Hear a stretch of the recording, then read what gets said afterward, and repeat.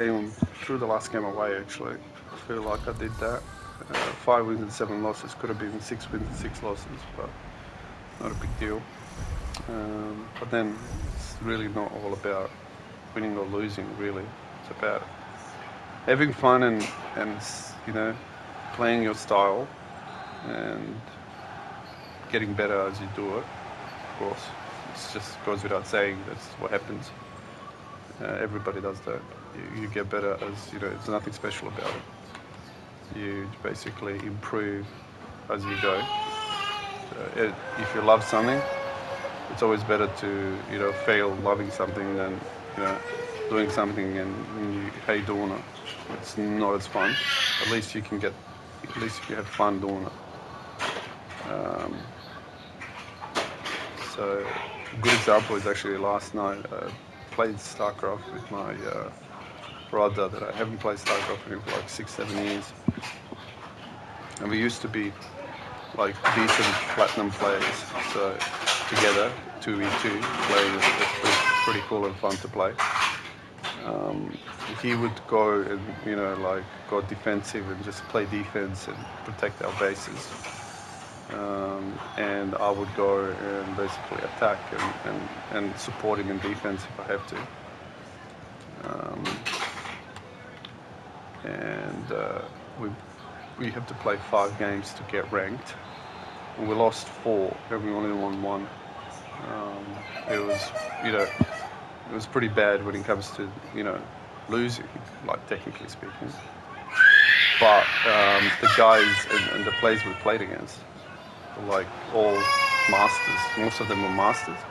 And normally when you play masters and grandmasters, for example, not we haven't played against one grandmaster yet, but masters, and grandmasters in this respect, in uh, they know how to beat their opponents very quickly.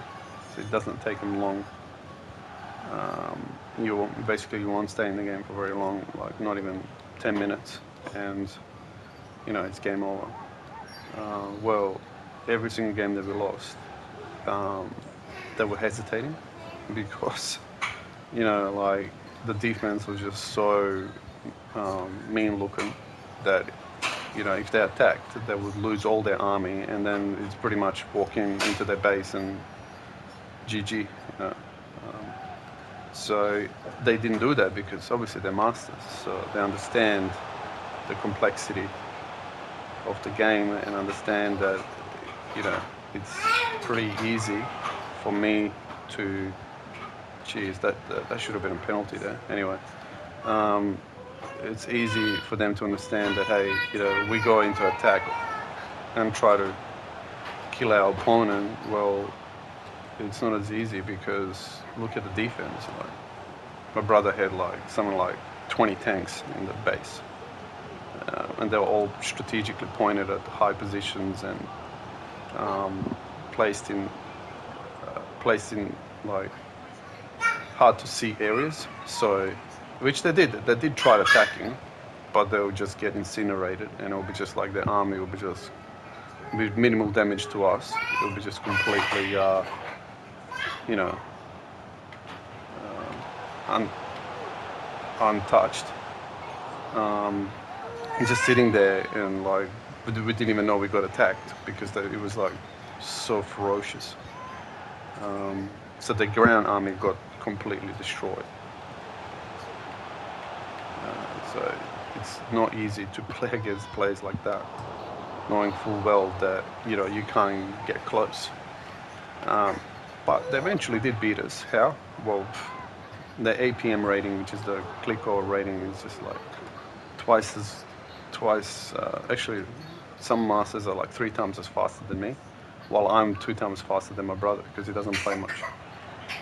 So it just gives you a bit of a understanding of how the execution level of those guys is so good that their macro, which is the ability to control what's going on the map, 3 times as quicker. So basically, anyway, they control 70% of the map. So the resources they had, the available resources they had, were much better.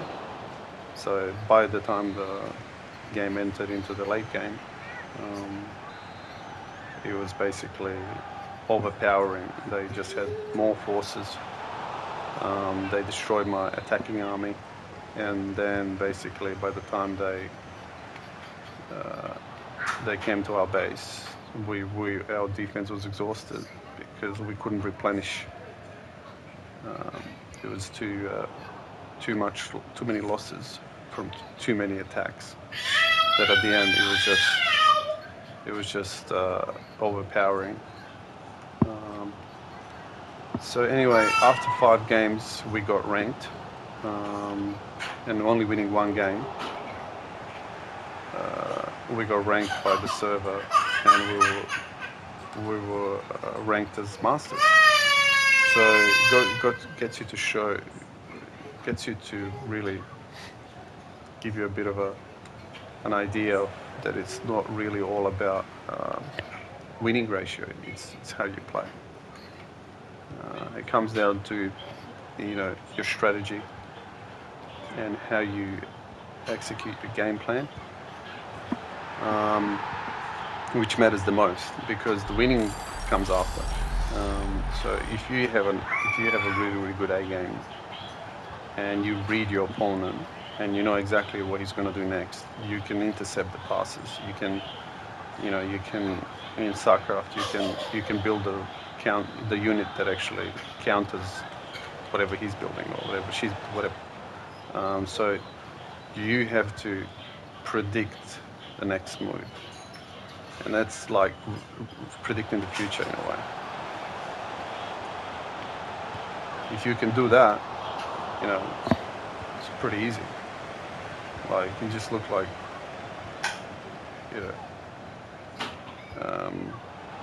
you're basically a master at whatever you're doing in life. It's easier said than done in reality. You really, you can't predict the future. But what you can do in reality is you can gain experience. And once you gain experience as you get older, you get to understand that, you don't want to be driving your car top speed at over the limit, because chances are you might survive the first time. You might survive the second time, you might survive the 10th time, you might survive the 100th time. But the 101st time you speed through a street that's, that has a speed limit for a reason, and you're going, let's say, double the speed, or even 10% of the speed, or 30% of the speed, you're increasing your chances of actually creating or having an accident yourself, and also creating an accident which you would leave a trail of destruction behind you. So what's actually happening there is, because you have the experience of not speeding, obviously, but experience of just experiencing life and understanding that life is a game of numbers. So doing something for a long period of time, you eventually get it.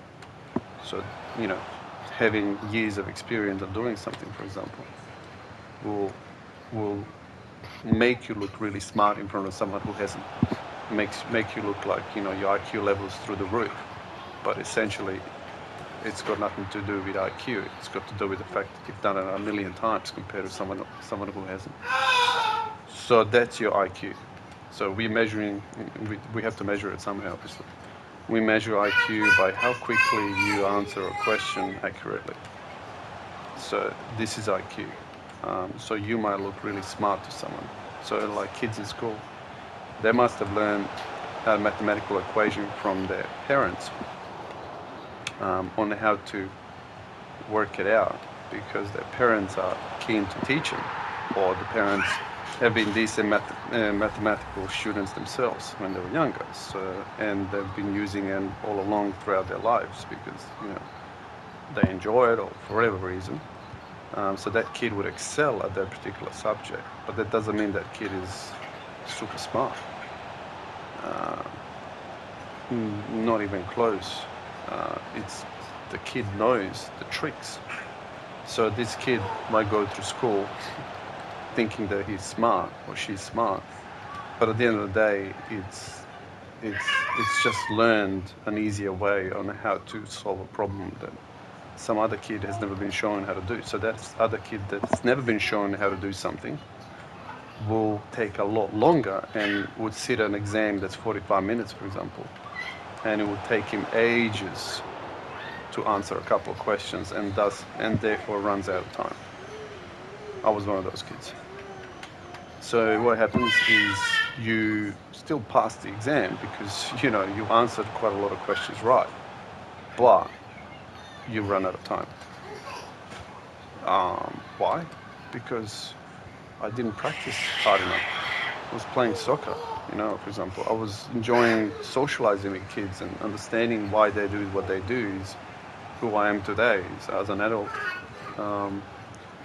It's how you are wired is something that you're not trained.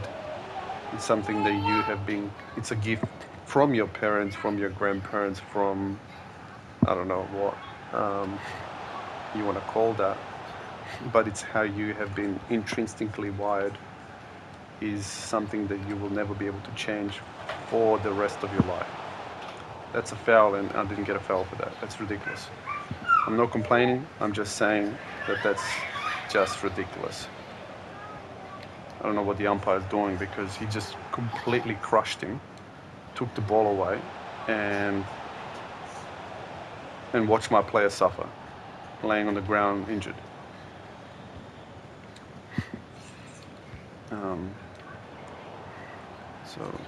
So it's how you're wired. So see, I lost my train of thought because I started to use my emotions, and I just considered a goal. That's not a goal, which is good. It's an offside.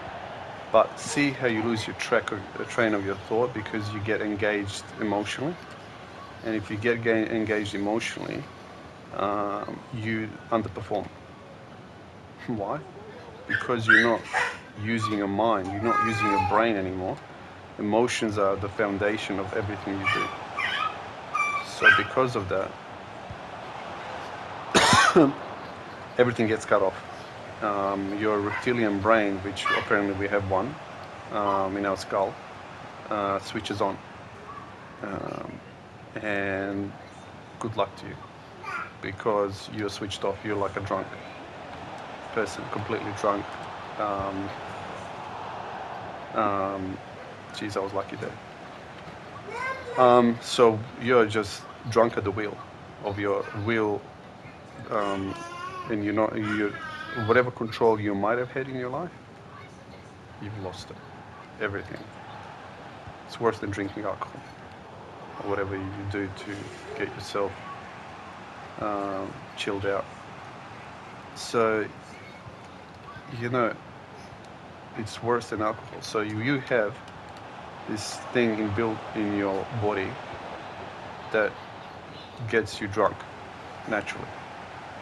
And what is it? Get drunk with what? With emotion. So people get angry. Like, for example, right now, I got a little bit angry and my voice increased. Is why? It's because emotion is energy. Emotion is just amazing. It's fire. He should have scored that. 110%, he should have scored that. Why he didn't? Because the goalkeeper read where he was going to shoot. See, emotion gets to you no matter how. We're human beings. Emotion will get you, and it's kind of fun being emotional. But you want to cut it off because if you don't cut it off, you will burn out. You will burn out quicker.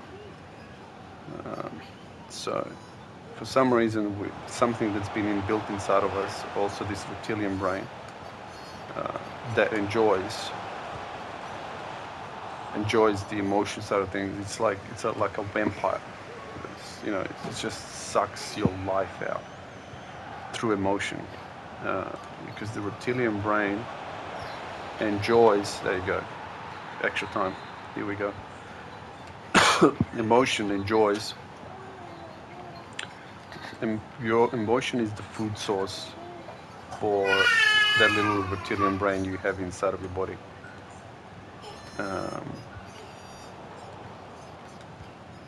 And why? It's because it's flight or fight. That's the only reptilians know how to do. if you look at a little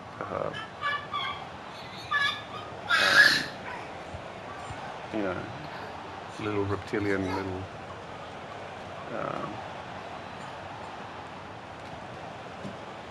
little reptilian. Could have scored. He could have scored. He could have finished me off there. Little reptilian reptile, whatever it is, alligator, whatever, crocodile. It's either fighting or it's running away, and that's how they've been for millions of years. It's a good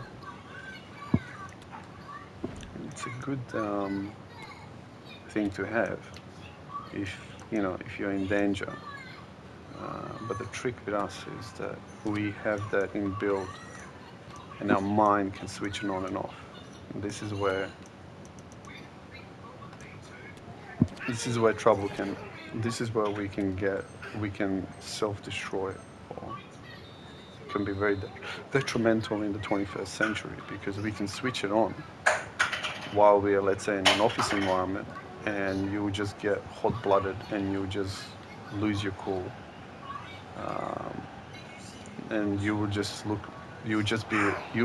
like a caveman sitting in a high-rising building somewhere with all concrete around you. And men are more susceptible to that. Why? Well, because men are more hot-headed just through the chemistry with the testosterone and all of whatever else they've got, and due to social structure, they tend to be more aggressive. And being in a placid environment, peaceful environment, last thing you want to do is lose your cool. And then you have to hide it. So, and that's even worse, because this is very destructive for your body. It creates a lot of bad energy inside of your body, and you have to release it somehow. Oh, that's a nice goal. How do you release it? Well, you're stuck in the office for the next 5 hours. You can't go anywhere. Well, you have to use your mind to try and calm yourself down. So that's why, in the first place, you want to take the emotion out of it. So you see a lot of very successful men, businessmen, who walk around looking like, dead men walking. So quiet and so cold, because they've switched off a part of them which is naturally nice and warm.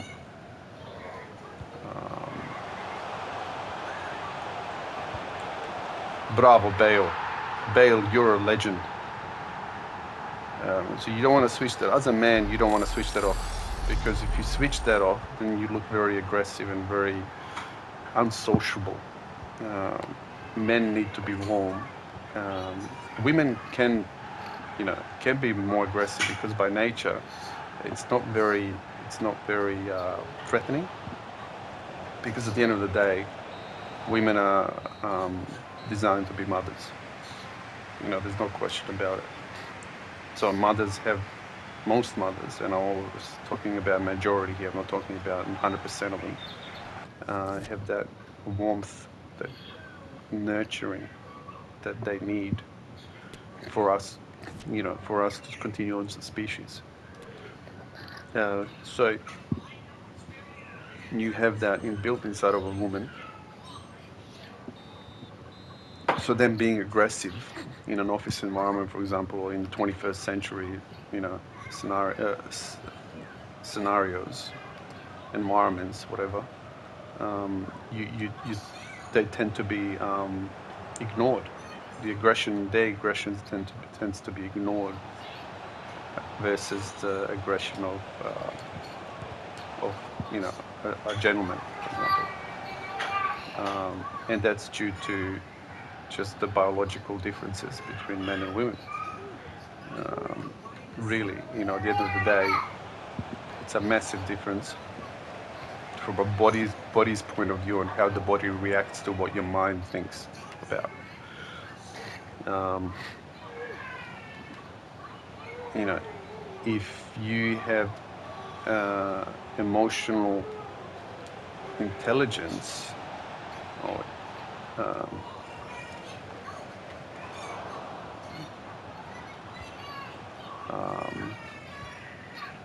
or EI, they call it,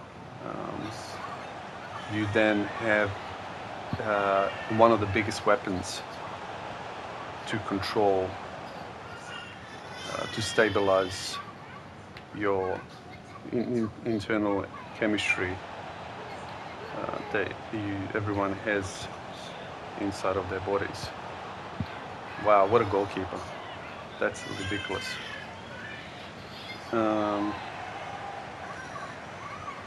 And if you have that foundation that's nice and stable, which is your house, well, guess what?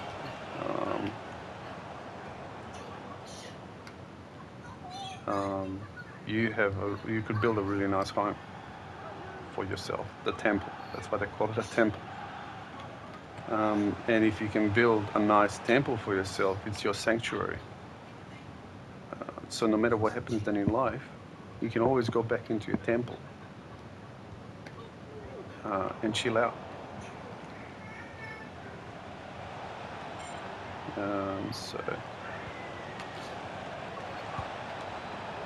Goalkeeper of the match. If he's not man of the match, I don't know who he is, man. Like, he has saved me like 3 or 4 chances that would have cost me the game 100%. Oh, I actually leading by 2 goals up. But anyway, it doesn't matter. The main thing is that you know, I've beaten a player who's got like a crazy team. Look at this guy. This guy is a legend. He's an all-rounder. Gwilt. He's an all-rounder midfielder. The guy with the massive afro hair looks awesome. He's the guy that like I want to buy, but he's too expensive. I just don't have the coin, or you know, I don't want to, you know,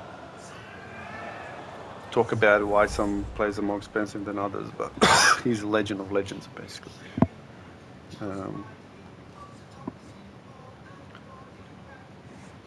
But yeah, the foundations are critical to anything you want to do in life. So what's my goalkeeper rating? 7.5. Really? How many saves did he do? Saved 6. Out of those 6, they only scored twice. No, out of those 8 shots on target. So 6 out of 8. So he's got like, he has saved at least, out of those 6 saves, I reckon 3 of them should have been goals easily. Actually, it says here, the 2 red ones that are low shots. Yeah. So, and they were really close-ups. They're like tap-ins. And the rest of the other ones are like 6-7 meters away from goal. Should have been goals as well, but it's very lucky. And his guy's a man of the match, 8.6. So what did he do? Passing, nothing crazy. He had 2 shots. Accuracy. Dribbling success, 94%. So he dribbled like he's possessed. 60 dribbles, 94%.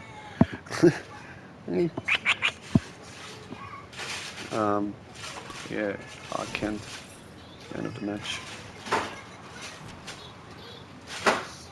Passing is very close to the same, which is very unusual. Normally I would have much more, double the passes than my opponent. So that's kind of cool. Everything's equal. They're very, very close, and somehow I was able to convert my chances this time around, which is refreshing. All right, we'll take the win and see you in the next one. Sign out.